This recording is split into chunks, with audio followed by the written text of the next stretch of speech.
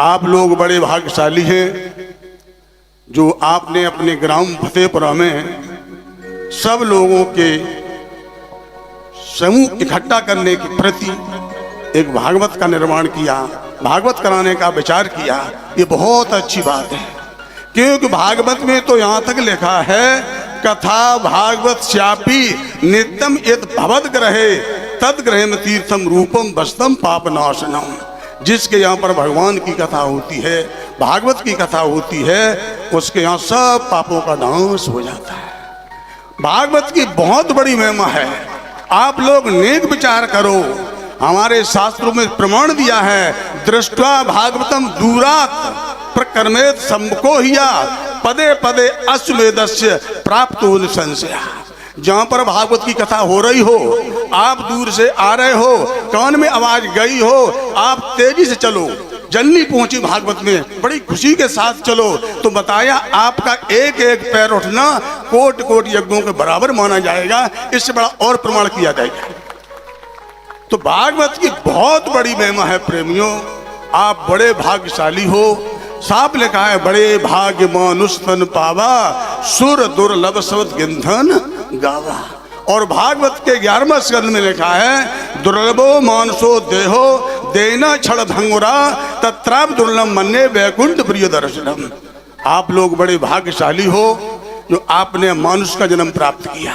साफ लिखा है कि 84 लाख में सबसे जो लास्ट बाद में हो जाता, सब पट जाते हैं, सब योने खत्म हो जाती, उसके बाद नंबर आता है बड़े भाग्य मानुष तन पावा।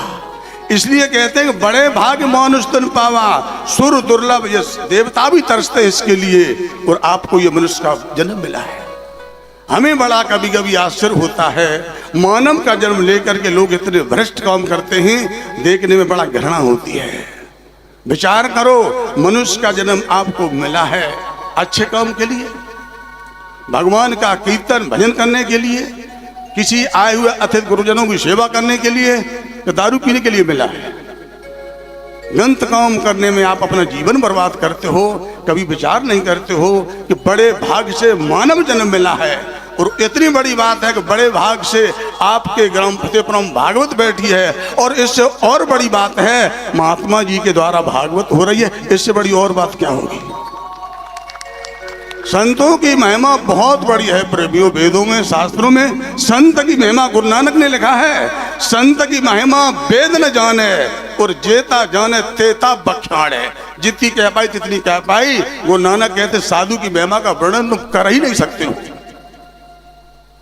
संत की महिमा त्रिगुणतः भिन्न।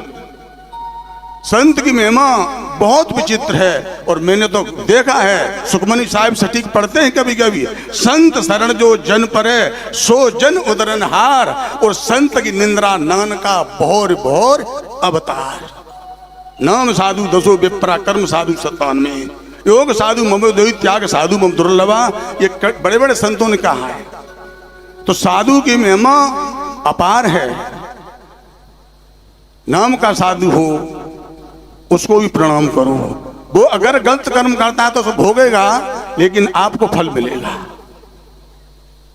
लेकिन संतों से भी कहना है, जब ये भेष ले लिया जाता है, इसका बहुत बड़ा मतलब है ये कोई तमाशा नहीं। कपड़ा रात में बोर दो सवेरे साधु बन गए।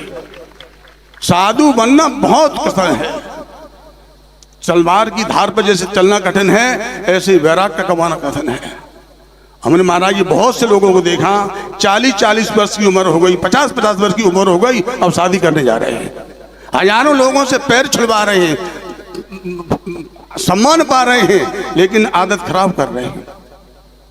हमने पढ़ा है शास्त्रों में, यस्तु प्रवजितो भूत्वा पुनः सेवन्तु मैथुनम षष्ठी वर्ष सहस्त्राणि वेष्टायाम जायते कृमि। हमने नहीं लिखा है, ये शास्त्रों में लिखा है।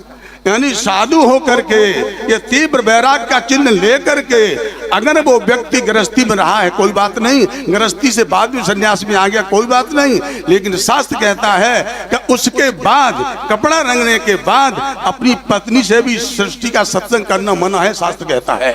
और अगर वो करता है चालाकी से या अपनी होशियारी समझता है तो शास्त्र कहता है 60,000 वर्ष तक टट्टी का कीड़ा बनेगा, मरेगा मरेगा।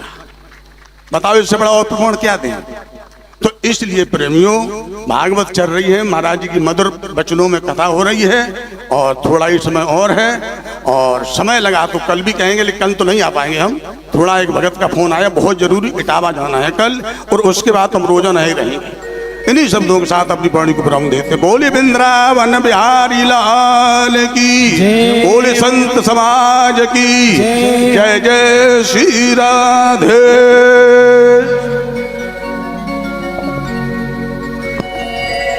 महाराज जी ने बहुत बड़ी प्यारी बात कही। साधु होना अच्छी बात है, लेकिन कपड़े से नहीं, हृदय से होना, साधु होना बहुत बड़ी बात है। धन्यवाद महाराज जी।